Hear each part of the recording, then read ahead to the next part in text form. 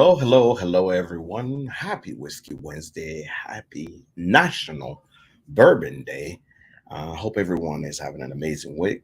Is Wednesday, middle of the week is Hump Day, and it just happened that is National Bourbon Day. So we are going to have an opportunity to talk to a distillery that I like to call is an upcoming kid in the bourbon neighborhood, and is trying to tell the people about what they're doing. On the Hood Sommelier channel, we always love to anticipate greatness before it happens.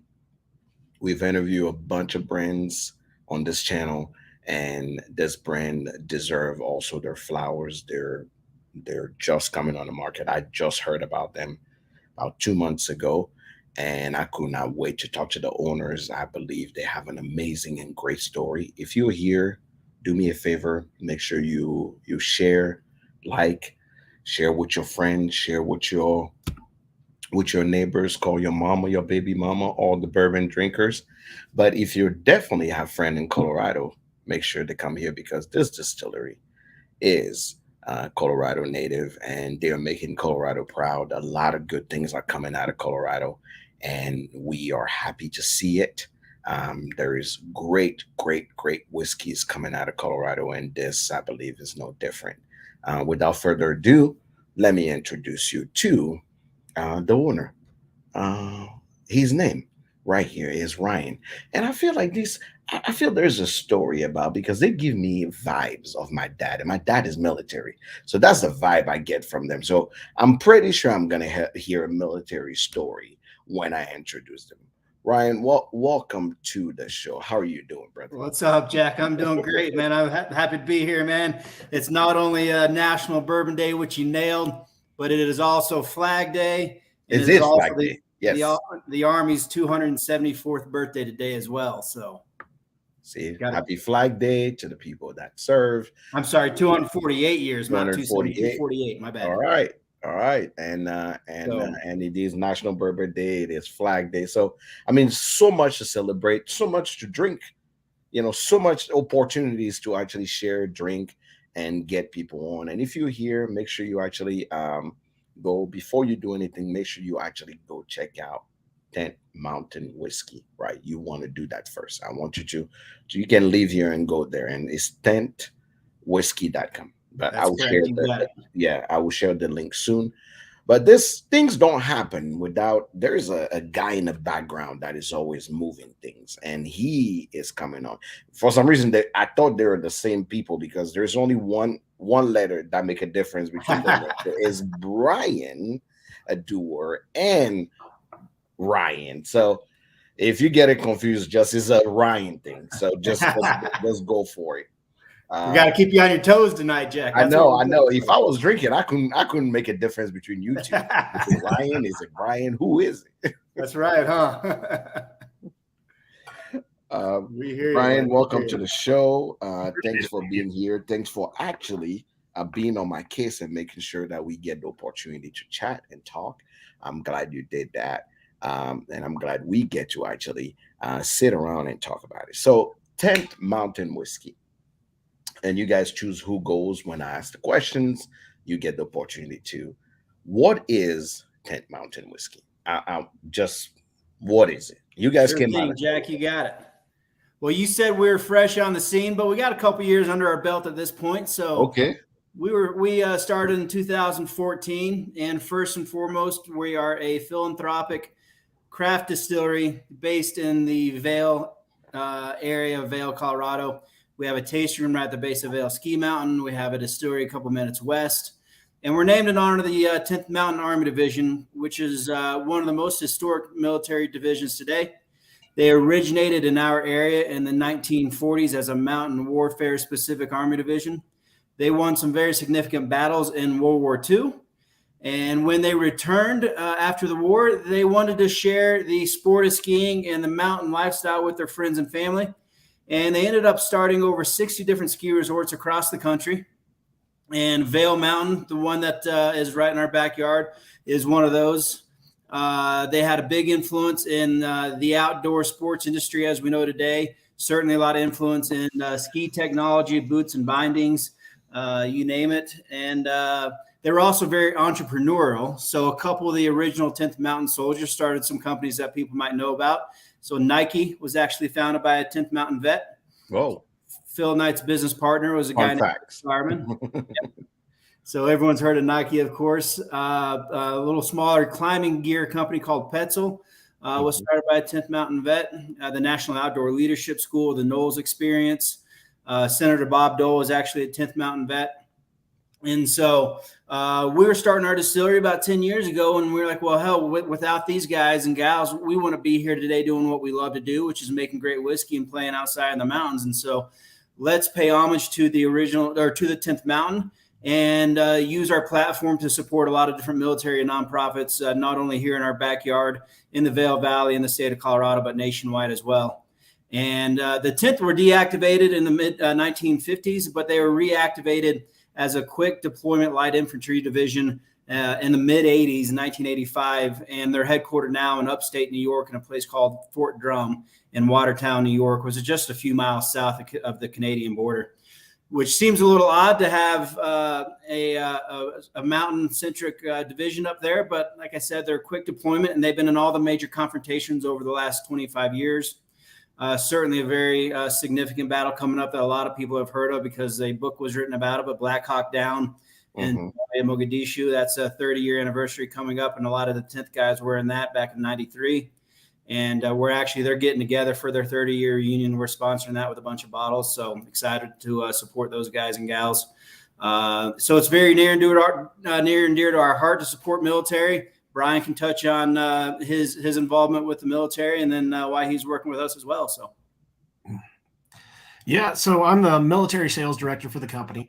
I go around and try to get product in all military bases. We're working with a really good broker right now that's helping me get that out and get the word out. And my background's a little different. I'm a former Marine. I served from 2007 to 2011 with the States Marine Corps. I reached out to Ryan after serving many, many years as a federal agent for the Department of Homeland Security. I ran a nonprofit for a good amount of time. This is the time where I exit the conversation now. Yeah. It was a former life. It's former. Not anymore. Good. So yeah, reached out to Ryan with my nonprofit, asked if he heard of us, if he knew about our program, and we're locally based here in Colorado as well, where we take veterans around the world on outdoor adventures for free.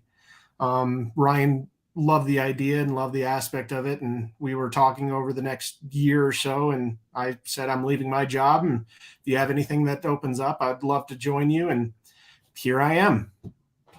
That is, I always say whiskey bring people from all around the world together in a weird way.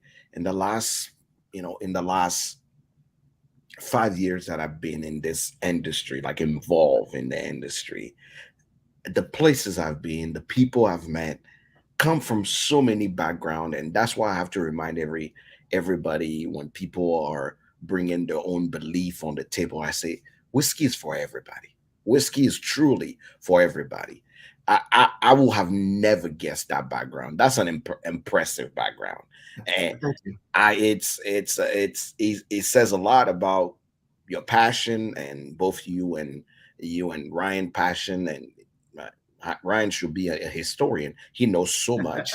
When he's talking, he got date facts and everything, and I love that. Now I have to talk to the fiance and make sure, I fell on my butt twice trying to ski. So since then I give it up. I had friends that invited me a few years back. So, are we going to Vail? I said, never. I will stop in Denver. Denver is where I'm stopping. I don't want to embarrass myself anymore, but you guys are making it that I need to add that to my bucket list of places I need to visit. Well, now you can visit. You don't have to get on the hill, Jack. You just go straight to the distillery and hang out. I know exactly where I'm going. Yeah, that's okay with us. So okay. Interestingly, there is a small gap between production, right? Because I'm looking at your whiskey and when you started. 2014, that'll be about 9 years now, so almost Correct. 10 years in the making. But you, it looks like, you know, as we speak of the whiskey, I'm gonna start in order. Since it's National Bourbon Day, let's start with your bourbon. Right, Fantastic. so this is your bourbon. That shows it has beautiful. I can show the folks if you know if you're at home. I can show you guys here what the bourbon looks like. Perfect. We can see it. So you will not see Brian, but you can see the bourbon. Beautiful, beautiful looking bourbon here. If I go to the left, bourbon. This one that I hold in my hand is a 2-year-old bourbon, right? And Jack, let me interrupt you real quick. Well, we've got the image of the bottle on there, and Yeah. I'll talk a little bit about the bottle design and whatnot. So, Correct. the silhouette soldier you see that's walking on the bottle is a mountain man soldier. It's got the skis over his shoulder with some poles on the skis, a rifle on its back, and then a hoodie pulled up over him like he's walking through the snow. There's a right across the creek in our tasting room in Vale Village is a 10th Mountain statue that stands about 12 feet tall. That is very resemblant of the soldier here. It also says "Drink to Glory" on the bottle. Mhm. And the 10th Mountain has always had a saying, "Climb to glory." Okay. And when somebody says "climb to glory," you say "to the top." And the so top. we took that inspiration and put "Drink to Glory" on the bottle. And then depending on how many we have, if someone tells us to drink to glory, we say "to the bottom." So Not to the bottom, right? Not to the top. and then obviously the bourbon tab up top there is reminiscent of the military tab, and certainly of the mountain tab that all the soldiers were very proud to wear. So the 10th Mountain Soldiers. So that's where the bourbon tab inspiration comes from. So Absolutely. But now let's talk about the juice itself, right? Brian's back. Yeah. Right. Yeah. Let's talk about the juice itself. As I'm pouring, tell me about the bourbon. Brian, yeah, I'll take it. Sure. Yeah. So our bourbons, we're free. We share a mash bill with everybody. Anybody that asks, 75% corn, 21% rye, 4% malted barley, made in a 500-gallon batch system. So we have 6 500-gallon fermentation tanks, 1 500-gallon pot. Our still is a Vendome 100% copper still, hybrid still, a combination pot column. And we distill, we do two stripping runs on Monday, Tuesday, Wednesdays, then the spirits runs on Thursdays.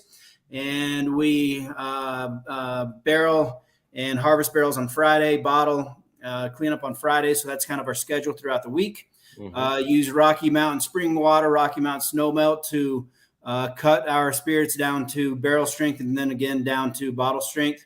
What you're nosing there is a 92 proof, which is our everyday proof on our bourbon. Like you said, age 2 years. Of course, I think your audience is probably educated enough to know that it has to be aged in American or new oak barrels. And we use a number 4 char on our barrels. Cooperage that we're working with now, we're extremely happy with them. That's great. It's West Virginia Great Barrel Company. Mhm. You can probably guess where they're from, I'd imagine. Mhm. With a name like that. So, and they're great. Very interestingly, they're doing really great work in the recent year. I've heard their name more and more and more than the 2 major distiller, Cooperage that Right. everybody knows. Yeah, exactly. Right. So they've been great to work with. We're locked in with them. So barrels are extremely tough to come by these days. And if you don't have a business relationship with one of these cooperages, then it's even harder to come by. And so the price of barrels has almost doubled over the last couple of years, not quite, but close. Certainly heading that direction. But we're at least we can rest easy at night knowing that our barrel supply is not going to run out, which is nice. So What type of barrels are you using? Are you using 53 gallon? Yeah, the majority, 98% of what we have is 53 gallons. It sure is. We started out using some smaller barrels, but everything at this point over the last couple of years, it's the majority is 53 gallons. On occasion, we'll use some 5, 10, and 30 gallons if we're doing some experimentation runs. And then we have a couple 63-gallon Pedro Jimenez sherry cask that we're finishing some whiskeys in as well. So we have a couple bigger ones lying around too. So when did you start making whiskey, actually? Boy, that's a loaded question, Jack. And we got a federal agent on the. I know. Federal agent. immigration agent, like everything. He got every part covered here. I think the statute of limitations has run its course now. We've been above the table for 9 years, so we'll leave it at that, I guess. But certainly was home brewing and playing around with making beer, and you first have to make beer before you make any spirits, right? Mm-hmm. And so I've been home brewing for 20 years, and on occasion I might have dabbled into the distillation of some of those beers. And then was watching what the craft distillery movement was doing. Was keeping an eye on it, and then I finally was like, well, I have a bartending background. I've owned a restaurant for 20 years as well. And I was like, well, someone in this town is going to make whiskey sooner or later. Whiskey goes with the mountains, goes with skiing. I personally love whiskey, all different types. And so I was like, well, someone in this town is going to make whiskey. Might as well be me. So I ended up going out to Moonshine University in Louisville, Kentucky. I was in their first class they ever did there in January 2013. Came back, wrote a business plan, begged, borrowed, and stole as much money as possible. And here we are 9 years later. So, because when you said 9 year, I'm like, there is a discrepancy there.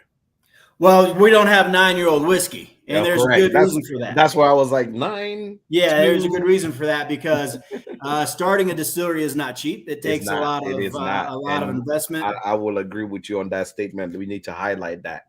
Starting a distillery is not cheap. It's tricky, and I don't have I did not sell a tech company for $1 billion before I got into this either. So so I'm we're just piecing it along. We're bootstrapping it. We're growing slowly but surely, and so there's supply, demand, and there's cash flow issues or cash flow requirements, and so you have to pay your bills. And as much as I would have loved to lie down barrels and never touch them for 9 years, nothing happens until you sell some whiskey. So that's true. You gotta move the product and sell it. And so our whiskey's slowly aging up, but it certainly doesn't happen overnight. So, but Jack, if you come out here, we will open up some barrels that have a lot higher age on it, but you got to promise me you're coming out. I mean, at this point, you made it sound like something that I need to try. So I'm coming to Vail. I think so, buddy. I think so. Now, let's go with my professional opinion. Obviously, I review whiskey every day. I've tasted a bunch. We just finished the Ascot Award a month ago. So I judge whiskey every day. Now, the one thing I will say is there's something about your whiskey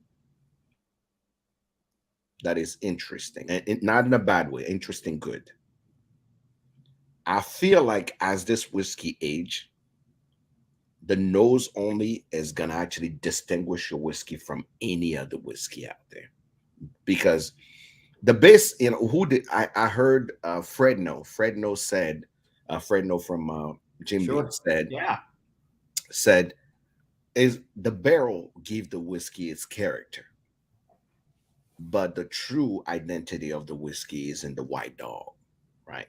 So from nosing a young whiskey, you can tell what direction is going from the base of the whiskey.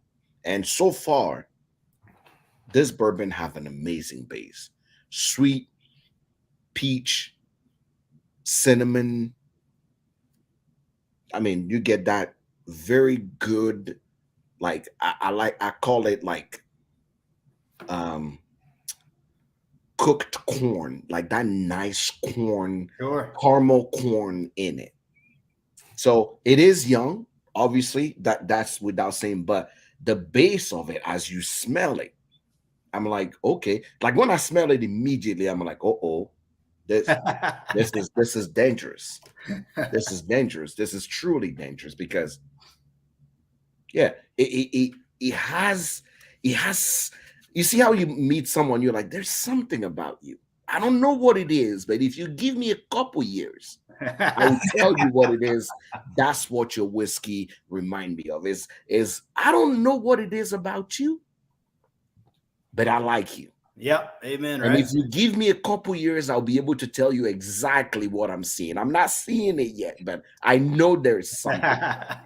So that is how I feel right now about your whiskey, because I'm going through it and I can't stop. You guys can see I can't stop nosing it. There's something beautiful about the base of the whiskey.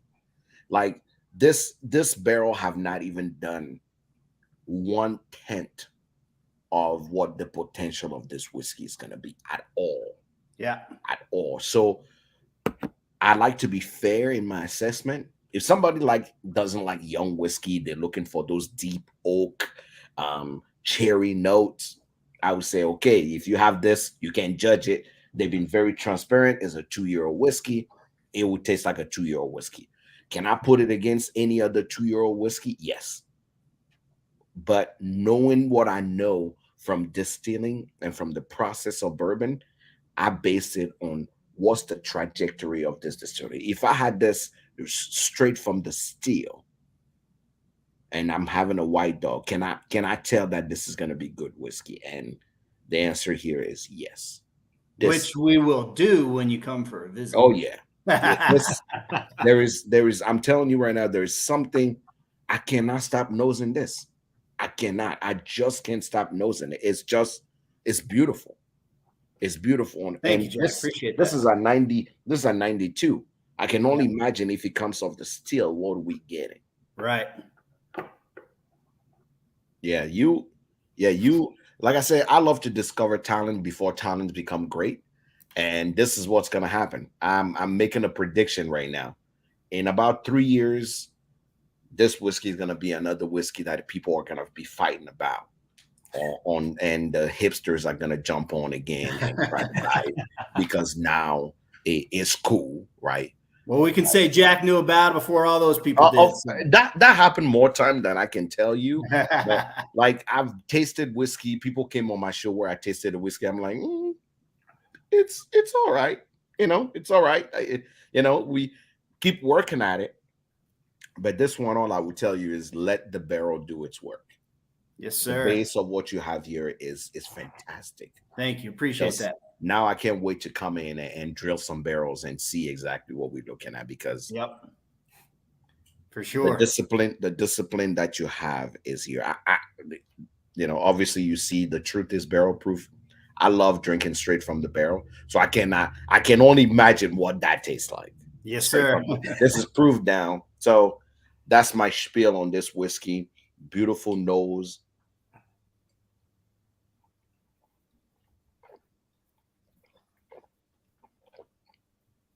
Nice corn, caramel corn coming through.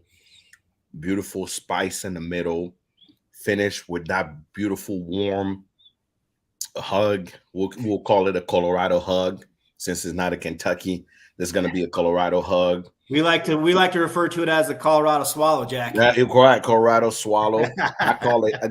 You definitely, when you're skiing, you need some of this because even at 92, it keeps you warm inside. Honestly, it's still a little grain forward as you swallow a few times. You can tell that it's grain forward, but that's just because it's 2 years. So we just sit there and we will just cheer that barrel on to keep doing what it needs to do. Because for me, you have a good base whiskey here, and it's gonna. You got my word. I'll give it a little word of encouragement tomorrow morning when I get. You go in and you keep cheering them barrels on. We know they have their own mind, but we will keep cheering those barrels on because I truly believe. I'm telling you, the nose on if at 2 years this is the nose, I'm scared what it's gonna be at 5 years, and what's it gonna be in 10 years. Well, you got to schedule us for 5 years from now, I guess, or 3 years from now, right? Dude, I will be the first one to tell people. I say, hey, this is family. Just walk in. The door is open. Just come in. There you go. So let's talk about your other expression. So you obviously make bourbon, but it would be weird if you don't make the American whiskey, which is a rye. And I will tell you right now. Yeah, this is the code for a good rye. You want your rye to be successful on the market. You find this type of bottle, you find an amazing label, and you put a rye in it. I haven't seen a rye fail when they are in this bottle yet. Good. Well, we're off to a good start, I guess. Yeah, you're off to a good start. My good friend Alan Bishop. First time when he dropped his whiskey, I told him, I said, the bottle only will tell how good you're doing. and he laughed and he said, "I make amazing whiskey, but that bottle does help." So Great. tell me about the rye. Maybe we'll give this to Brian. Let's check his knowledge of, There you of go. the Brian's my got it. knowledge. I got Okay. confidence in Brian. Well, our rye is absolutely amazing. It's a 2-year rye. The rye is actually 69% rye, Mhm. 4% barley, and the rest are going to be our corn base. The corn actually comes out of the Ute tribe out of Pueblo. The barley comes from Sheboygan, if I remember correctly, unless we One change correction that there, Brian. The Ute tribe out of Cortez, Colorado. not Cortez. Pueblo. Thank Yeah. you. You're close, though. You're close. Ute tribe out of Cortez. The barley comes out of Sheboygan, and the rye is either from southern Colorado or South Dakota. Correct. Yeah, South Oh, Dakota. okay. Yeah. Yeah, so it's going to be one of those 2 locations that we're getting that rye out of. South And Dakota rye. My fiance is from South Dakota. I didn't know they have rye. I thought, Oh, yeah. I thought only Minnesota and Michigan is producing rye right now. No, yeah, both Dakotas do. yep. Wow. Yeah, quite a bit. Yeah, the flavor and the nose context out of this is you're going to get is a little bit different. It's going to be a little bit sweeter on the back end. You're going to have that spice in the front. But the profile on that at 86 proof is something I have never tasted in a rye in a long time. And I've been drinking for a few years, and I know a little bit about whiskey, a little bit about rye from my previous life. This is what the rye looks like. If you guys come into the distillery, you find it online. If it's in your state, check it out, try it. This is something that will surprise you. This will open your eyes about a younger rye and will give you a context. Ryan, that one Ryan dude on Instagram. That one dude, Ryan. That one dude, Ryan, Mm-hmm. said this is the best beginner rye he's ever had. And that's All a right. quote from him. He slam and sip. Yep, Let's see what the hood sommelier have to say about it. absolutely. All right. Let's start with the nose. Okay.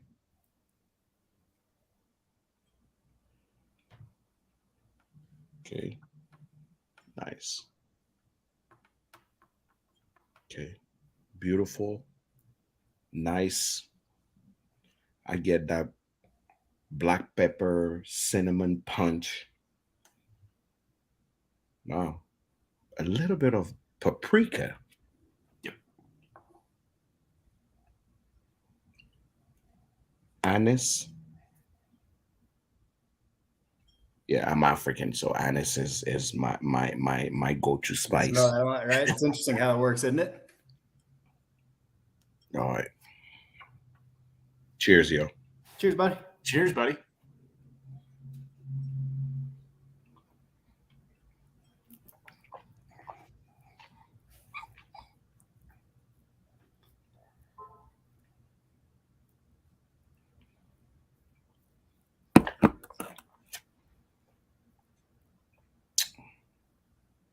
What's going on here? You tell us, Jack. We hate to lead the witness, so we just No. Hold on. What's on your mind here? I'm not a cop anymore. It's fine. Hold on. Okay, this is what, about a year and a half, or say what, new barrel oak for a year? I'm not sure what bottle we sent you there, Jack. I can't speak on that. I think is batch 67, Jeremy. Okay, yeah, Jeremy's one of our distillers. So. Yeah, distilled by Jeremy, batch 67. What's the age on the front there, front right? On the. Oh, he said 1 year. 1 year. Okay. Yeah. So in that bottle, then there's 1 year is the youngest whiskey that's in there. There's 2 and 3 year as well. It's an average of 2 year in that one. So we just made the switch to all 2 year and above. So, but there is so 1 year is the youngest, but there's 2 and 3 year as well. So 86 proof. Wait a minute. The nose and the body don't go together. No, I'm very serious. Yeah. I was expecting more. Like I was bracing myself when I was having a sip. But no. The nose is scary. Because you're like, okay, I'm going to get a bunch of spice. I mean, nose has a lot going on. A lot of spice note going on. And then you drink it and it's soft. have a Right. little kick to it, very soft. It's like a cuddly bear. They look only scary on the outside, but they just Oh, Jack, that's the first time I've heard that, and I'm using that one, man. I'm calling on that I'm one. not even joking. If somebody asks me, how would you describe this whiskey? I say it's a cuddly bear. It's just very scary on the outside, but just the cuddliest thing you ever had. Hell, the rye doesn't even give you that hug done like the bourbon. Like, if you really somebody's scared of trying rye, you can just pour them this and they don't let the nose scare you. Just go for it. yeah. Yeah, we convert a lot of non-rye drinkers at our tasting room. We get that a lot. No, I hate rye. I don't like rye. I got just give ours a chance to take a little sip of it, and then everyone's like, "Well, shit, maybe I do like rye." Okay, yeah.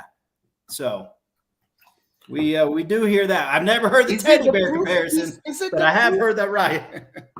I've hung out with so many military folks around the world, and I was just at the largest shooting competition in the U.S. for long distance, and we did a tasting there.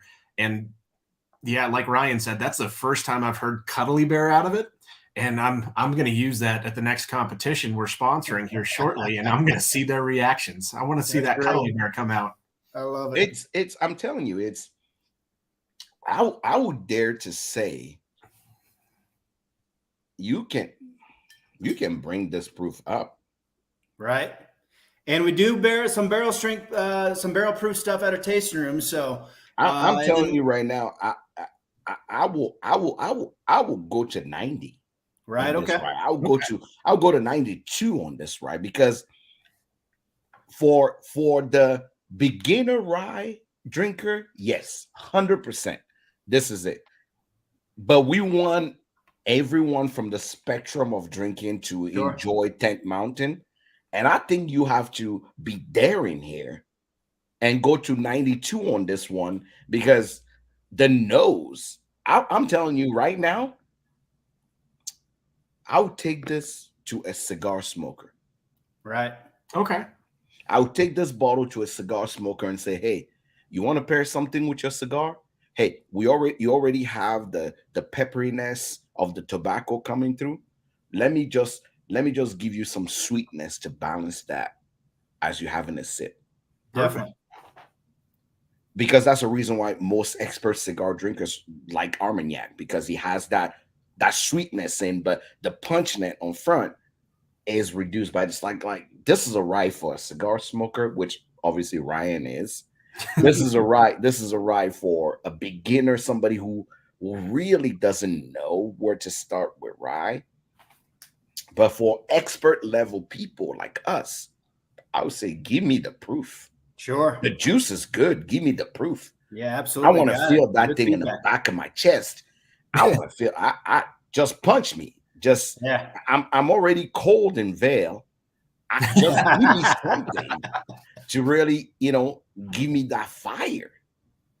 I truly believe you guys went a little safe on this. That would be my personal opinion. Man, I like went a the little feedback. safe on it. Definitely. For me, this is Colorado. This is Vale. This is mountain ski. A little scary, a little thing. Just Perfect. but right now, I have a cuddly bear. For the truth is barrel proof guy. Give me the scary bear. I want to take it on. That's where I am. I will tell you right now. The tobacco notes on the end, like in the empty glass, you get those beautiful tobacco note, a little bit of black tea, tobacco note on the finish there, and like I keep smelling the finished glass, and this will be the perfect thing you're holding. I'm telling you, if you guys want to market to somebody, go directly to cigar bars and say, "Hey, at your next pairing, pair this with your cigar." A nice Connecticut, a Maduro. This will work perfectly. Yeah. Oh, those tobacco note on the end. Holy crap. Ooh. Ooh. Ooh. No, I'm not. I'm not gassing you guys up. I know you I just want it. love. Yeah. But as you can tell, I'm very honest with my opinion. I give exactly how I feel about products. Uh, I'm sure I've offended some people in the past, and I always say, at least you know one thing, you get the straight Right. truth from me. Definitely a beginner rye, not a rye out. It will be definitely a rye that I will pair with something else. I'll pair with food. I'll pair with cigars. That would be the type of rye. If it be a rye that I want to enjoy, like, because I can't put ice in it. Once you put, I feel like if I put water and ice in this one, it's gonna kind of kill it at 83. But I'm telling you right now, this rye will sell. It definitely will sell in Europe because they love their 80 proof. So this is they definitely will love that. So I'm sure people coming from vacation in Vail to, I know I have a few friends that come from Europe to come ski in Vail. You need to start marketing this to them. They would love this thing. But I call me Sally because I'm impressed right now. Well, thank you, Jack. I appreciate it, bud. It's good to hear. That's awesome, Sally. It's good. It's what so wow. It must be the rye. It must be the type of rye you're using, because that rye has a different personality. Not what we expect from MGP, what we expect from Kentucky, what we expect from the Canadian rye or the Michigan rye, which I feel like every rye have their personality, but the type of rye, even if not to be bold, but I compare you to your neighbors at Law Whiskey, they use a different type of rye. Yeah, sure do. Yeah, you guys are two different people, like straight. Like there's no way somebody is taking something from somebody else. It's completely different. So whatever you guys are doing, stay in that corner. Own that corner, because oh my God. Well, we really appreciate it. I mean, this is a staff favorite, I believe. Out of everything, our rye is absolutely phenomenal. Yeah, I think about 70% of our crew would gravitate towards the rye, but there's certainly a handful of us that still gravitate towards the bourbon as well. So yeah.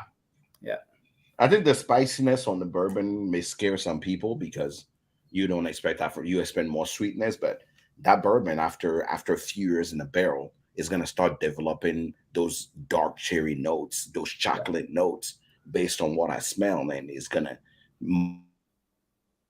more people are going to gravitate to the end as you get age. But now I'm very, very, very curious to see how your rye is going to keep aging.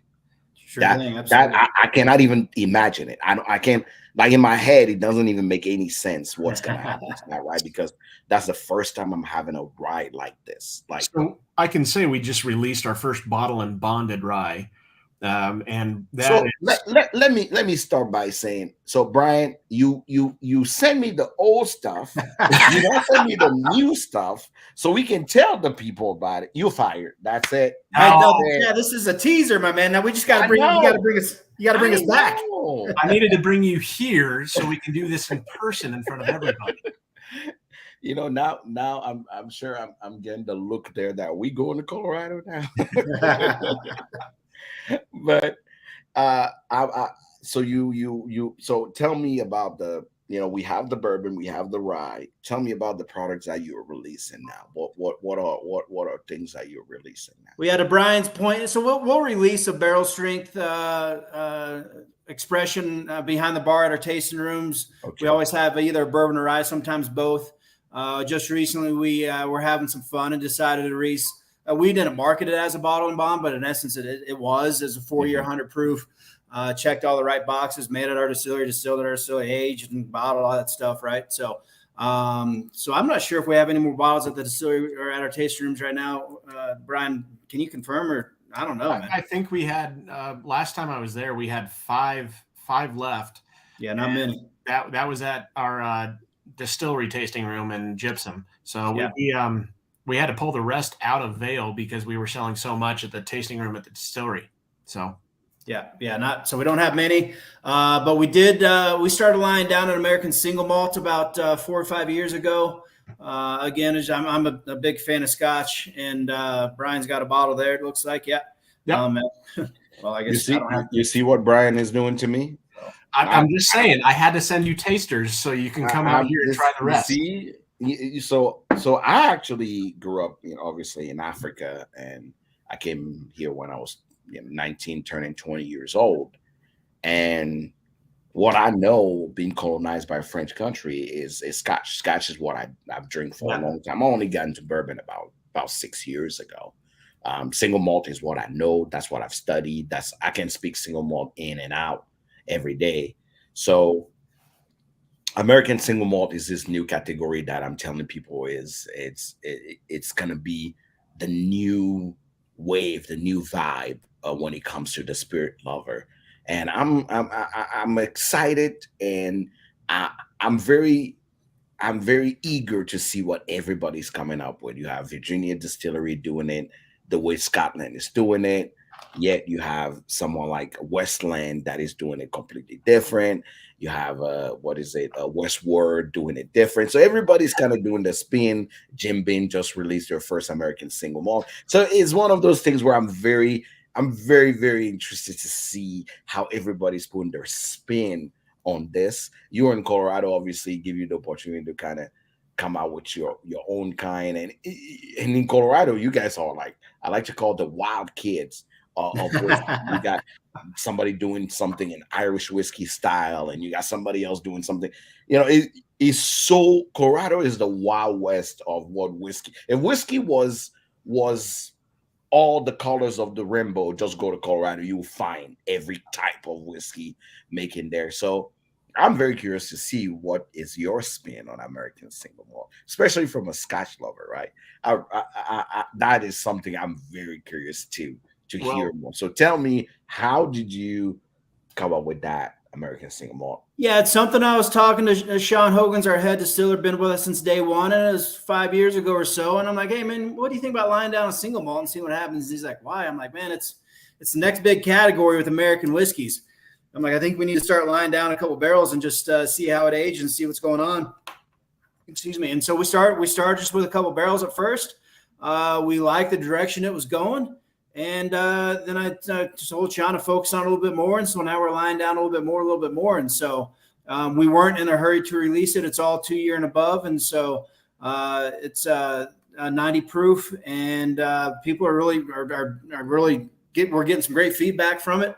And so we're excited where it's going. It's something that's going to be in our staple of whiskeys, I think, from here on out. So first, we didn't know if we were just going to do a couple barrels and then be done with it. But I think at this point, it's going to be an expression that we keep in the wheelhouse here. So like you said, Jack, it's going to be a recognized whiskey classification by the TTB. A lot of there's some more and more distillers that are doing it these days. We weren't the first, but we were certainly one of the first 15, I think, in the country that were doing it. So, I love the category itself, just in general, I think, and Brian does too. And so it's just something that we have a passion for, and we had all the equipment, we had the grain, and we said, why the hell not, right? So 100%. I mean, if you look at my last name, it's I may know a little bit about Scotch. and I would hope so. But this reminds me of it's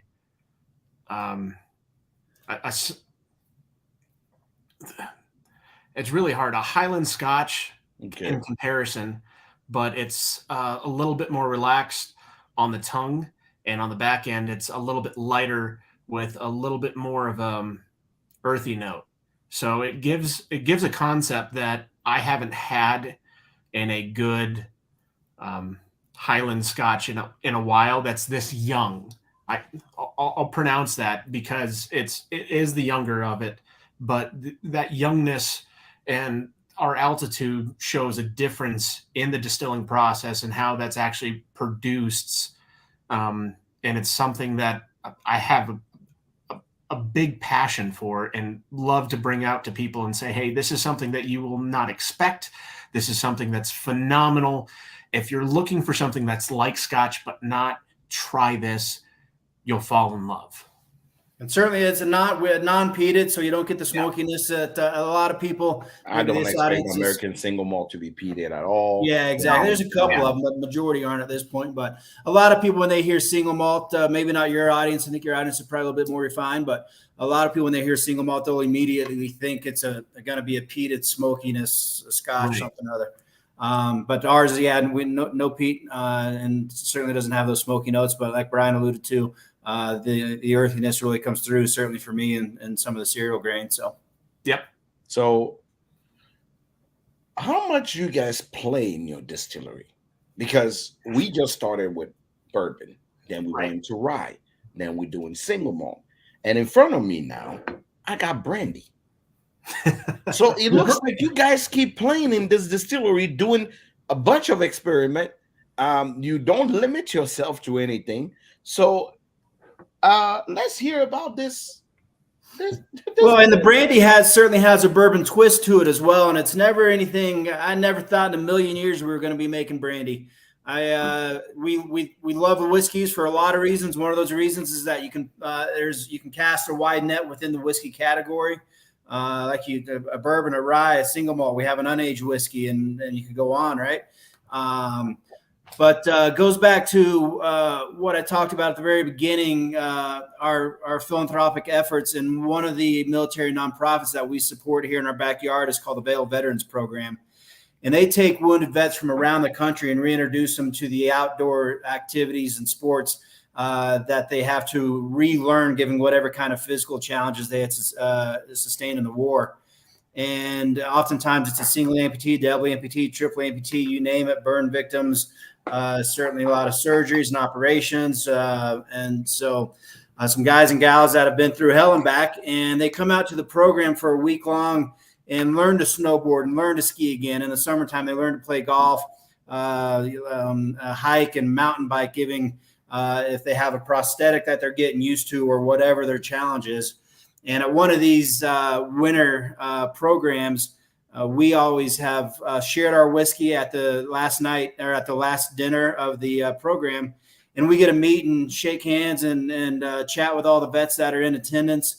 And about 6 years ago or so, maybe 7 years ago, I was at one of these events, and I'm talking to an attendee named Kyle Pletsky. And Kyle, he and I just connected super hard, super quick, fast friends over a glass of whiskey. And we stayed in touch, and fast forward a couple months later, and he ends up getting a job at a vineyard in Monterey Valley, California. They grow a few grapes out there, and his boss is a third-generation vineyard owner named Justin. And Justin's granddad started this vineyard in the 1970s. Justin's now in charge of it. Justin comes out to Vail to hang out and check out our distillery and our place and hang out in Vail for a long weekend, invites me out to the vineyard. So I go out there a couple months later. We become good friends with Justin. Kyle's still working there. And then a couple months after that, I get a phone call from Kyle and Justin like, hey, we have 33,000 gallons of Pinot Noir left over from this year's harvest. Would you like it to distill and make brandy? And my first thought is, I've never bought a bottle of brandy off the shelf. I don't have a clue about that spirit category. There's a good chance, and I talked to our head distiller, Sean. Sean said the same thing. I'm like, there's a good chance we're going to screw this up.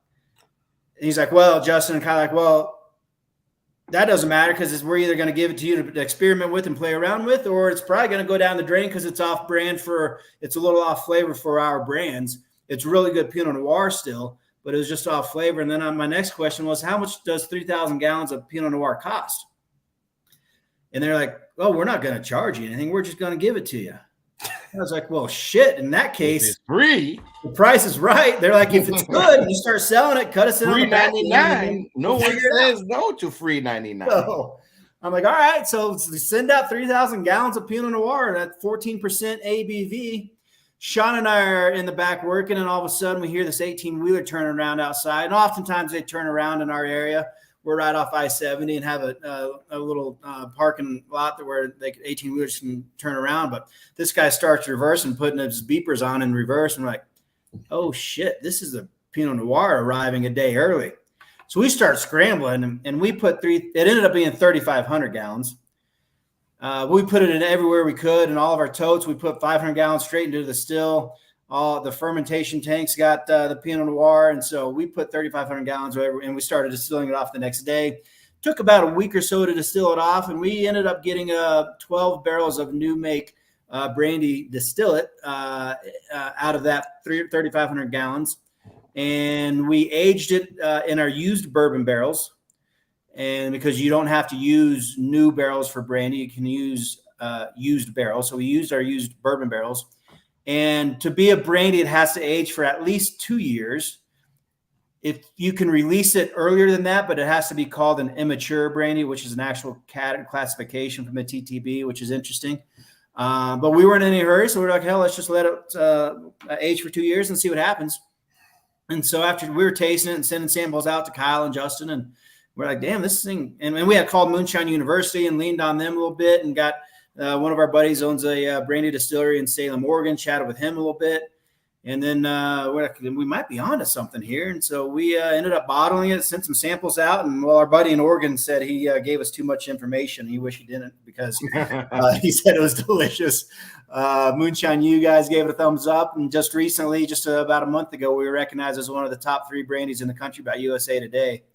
It all comes from our volunteer work with the Vail Veterans Program and meeting Kyle, and some serendipitous relationships and happenstance after that. So I love the spice on this.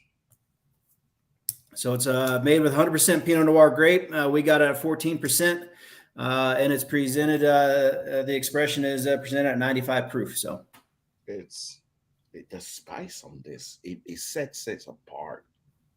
Yeah. Wow. Jack, are you a brandy drinker? Cognac. I mean, right, cognac. Yeah, sure. French is my first language, so yeah, fair enough. I come from a French country, and it's great. Honestly, you will never see me truly go straight for brandy, but I've had a few brandy, like small brandy makers that send me their experimental brandy. They're like, oh, we just want you to try it. As a whiskey person, what do you think? Some were okay, some were fantastic. This is different. And brandy as an overall category is not as well known as whiskeys or bourbons, correct, certainly here in the U.S. And so a lot of people are like, well, what makes a brandy? And it the base has to be fruit, right? And fruit, so, yeah. Pinot Noir, grapes are fruit. I've seen brandy made with peach, brandy made with apple, brandy made with I saw dragon fruit brandy. Have you? That's cool. Oh my goodness.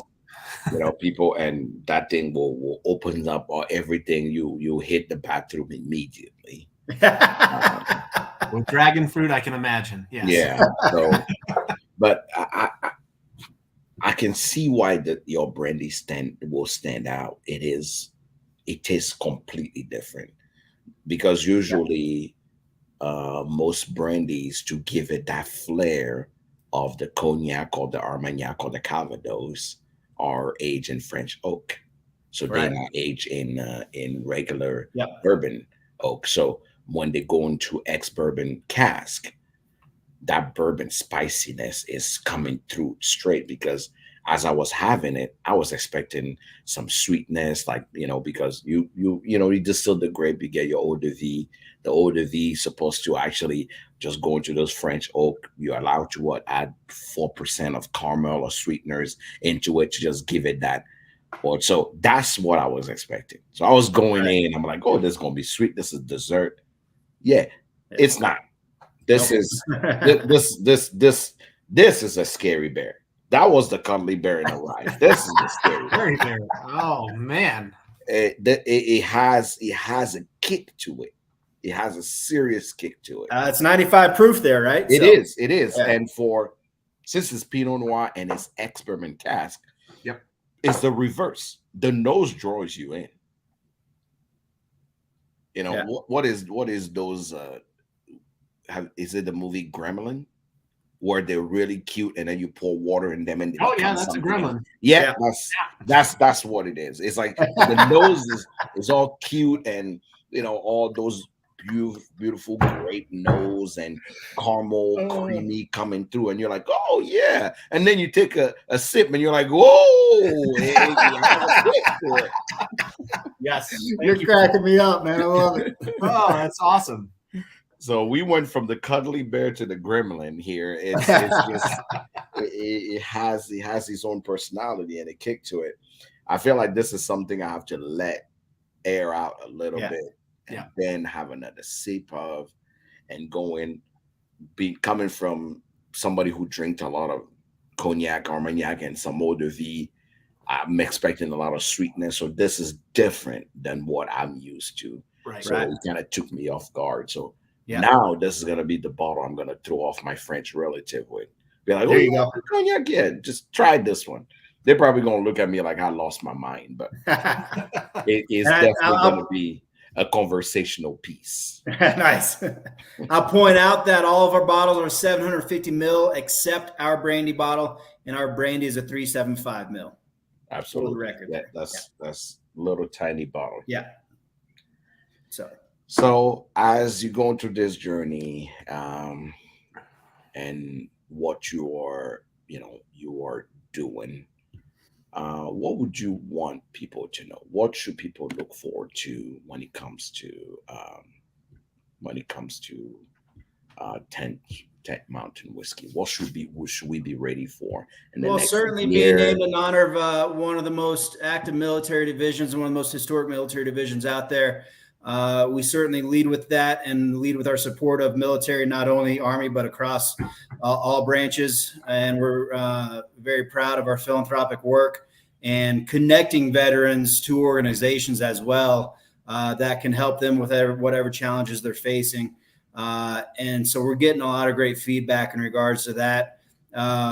We're a small craft brand. We're 15 full-time employees, all very passionate. This doesn't happen without the passion of our whole team. And I did not sell a tech company for $1 billion and want to have a write-off. So I started a whiskey company. Now we're bootstrapping this thing from the ground up. And so it means a lot to us. Every bottle we sell, we're very proud of. Every cocktail at our tasting rooms, every time we do a tour.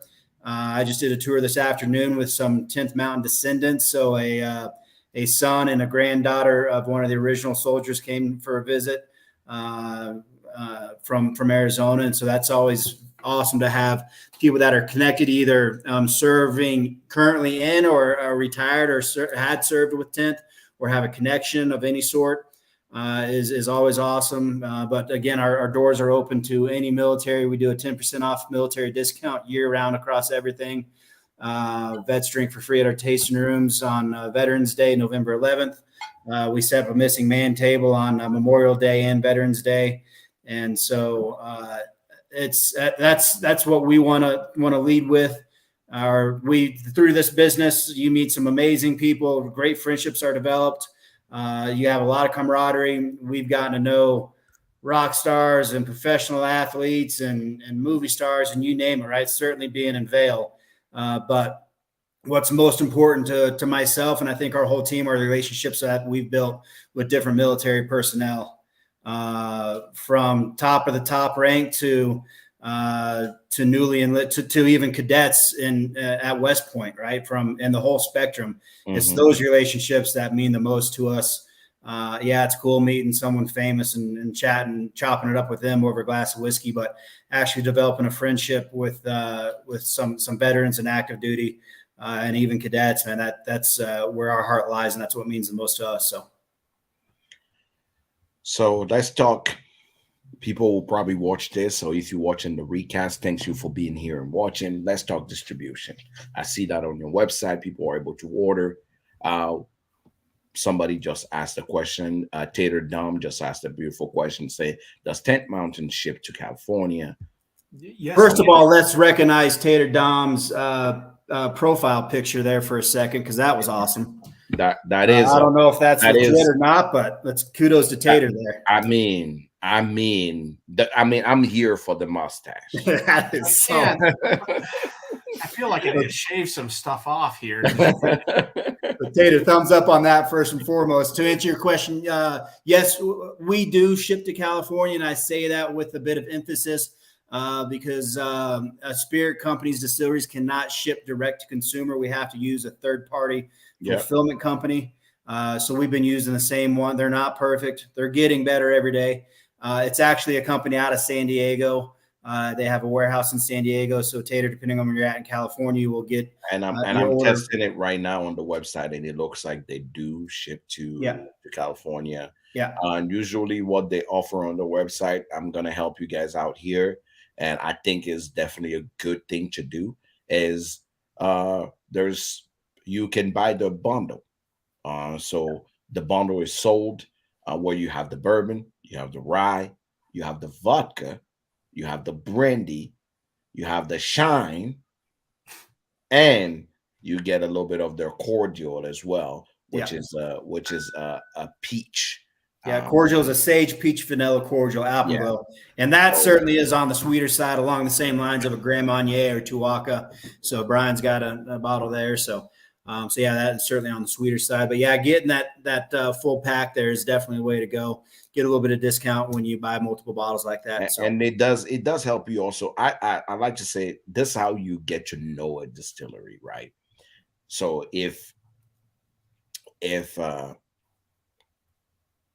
you're gonna want to know a distillery, I will tell you guys like this. Just we said at the beginning, and Ryan emphasized this. Starting distillery is not easy. It takes work, dedication, sacrifice. How does a distillery pay the bills? Moonshine, vodka, gin, however people go about it, because those can happen in a couple of days. You put it out, and if it's good, people love it and they buy it, and that's how. So you want to support a distillery. Don't wait 4.5 years after and come and buy the bourbon and say, oh, this is good. No, you were not supporting the distillery then. Buy their vodka, buy their gin, buy their infused whiskey, because that's what they have to sell every day to keep the door open while the whiskey is sitting in the barrel, not doing anything and just aging on its own till they're able to sell it to you. So I tell people all the time, you want to support a distillery, try their gin, try their vodka, try their moonshine, because if they do a good job at that, you can expect the whiskey to be A1. So when you buy it, you suggest this, the distillery suggests for you to buy a bundle to try all their stuff. It's because that's how you support them. That's truly how you do. Yeah, it means the most, Jack. I appreciate you saying all that, and I agree with you, man. We're certainly proud of all our spirits. We hang our hat on our whiskey expressions, but certainly proud of what everything we're putting out there. So, and through our third-party fulfillment company, you go on our website, and the whole buying process is branded with us. Once you hit purchase, then you'll get an email that explains our third party. They're called Speakeasy. It comes from them, but it's all, we ship pallets of booze out to them and they store it at their warehouse. But through them, we're able to reach 35 states. And then we have traditional distribution through the 3-tier system in 15 states currently. So which state are you in? Well, I always say we're from New Hampshire to Southern California, but not everywhere in between. So, okay. New Hampshire, Massachusetts, Rhode Island, New York. Okay.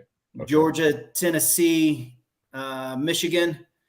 We're taking a break in Texas now, but we're coming back hard in Texas in the fall. But Oklahoma, Kansas, and Missouri, Colorado, Wyoming, tiny bit in Utah, and then California.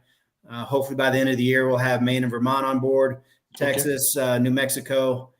Maybe one or two others we'll see, maybe Nebraska, maybe North Dakota. So we'll see what happens. I'm in Nebraska, so I would love to have you here. We're working on it. That state might happen here sooner than later. So soon enough.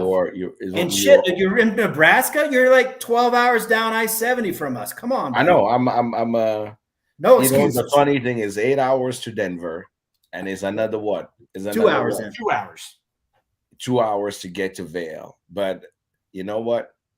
Let me say, babe, you want to go ski in December? Yeah. All right. I heard yeah. So we get the we got the woman of the house approval. So fantastic. I love it. Perfect.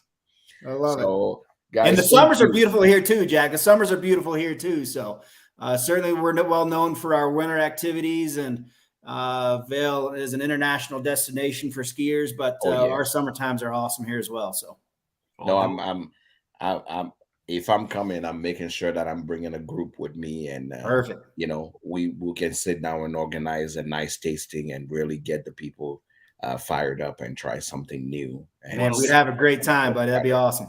Well, if you don't want to break your butt and you want a good, beautiful view, come in the fall where you get all the color change up here. You actually have the views. The temperature's not too terrible at that time, so you don't get too frozen, but you get frozen enough where you drink some whiskey and warm up. Absolutely. But so we need to start planning because we love Colorado. I think the last time we were there together was almost 4 years. I came a few times to do events there with other distilleries, but